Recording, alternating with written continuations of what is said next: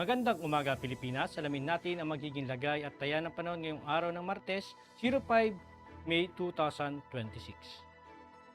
Para sa ating synoptic situation, meron nga tayong dalawang weather system na na-monitor sa labas ng ating Philippine Area of Responsibility. Una na dito yung malapit sa PAR na huling namataan kaninang alas 3 ng umaga sa layong 1,085 km silang ang bahagi ng Northeastern Mindanao. Inaasahan natin na ito'y papasok ng ating Philippine Area of Responsibility ngayong araw at mababa naman ang tsansa na ito maging isang ganap na bagyo at inaasahan din natin na makakaapekto ito sa darating na Huwebes o Biyernes dito sa may Visayas at sa Mindanao. Samantala, yung isang low pressure area na na-monitor natin ay may mataas na tsansa na maging isang ganap na bagyo sa susunod na 24 hanggang 48 hours. Asahan natin na ito ay bibigyan ng pangalan na Kaloy once na pumasok ito ng Philippine Area of Responsibility sa darating na weekend. Ito'y huling namataan kaninang alas 3 ng umaga sa layong 2,585 km silangang bahagi ng Northeastern Mindanao. Samantala, easterlies naman ang nakakaapekto sa ating bansa. Dahil dito asahan natin ang ating general area forecast. Dito sa Palawan ay makakaranas ng maulap na kalangitan na may kalat-kalat na pag-ulan, pagkulog at pagkidlat. At sa buong Luzon, partikular ng Metro Manila at natitirang bahagi ng Visayas ay makakaranas naman ng bahagyang maulap hanggang sa maulap na kalangitan na may pulupulong pag-ulan, pagkulog o pagkidlat.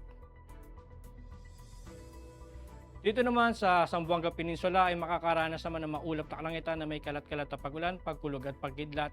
At sa natitirang bahagi ng Mindanao ay makakaranas naman ng bahagyang maulap hanggang sa maulap na kalangitan na may pulupulong pag-ulan, pagkulog o pagkidlat.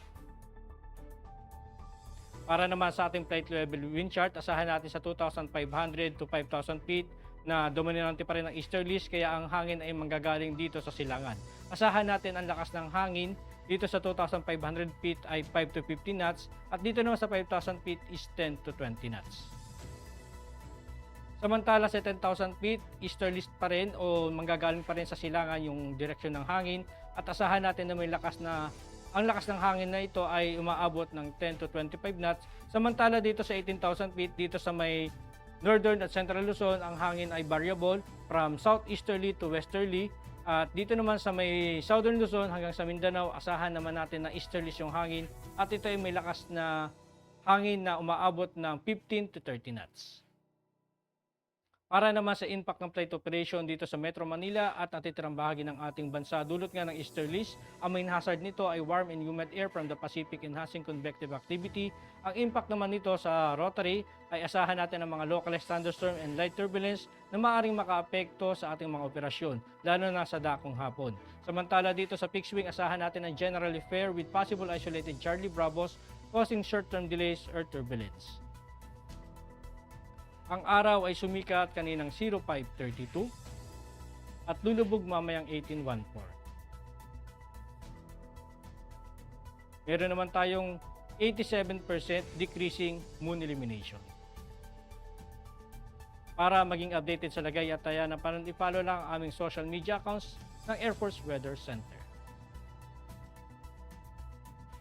At yan lang po lagay ng ating panahon ngayong umaga at sa ngalan nga po ng aming commanding officer na si Colonel Alvin John Pugador Pop Jesse. Ako si Staff Sergeant Edmar B. Sagadraca Jr., Philippine Air Force Weather Broadcaster ng Air Force Weather Center.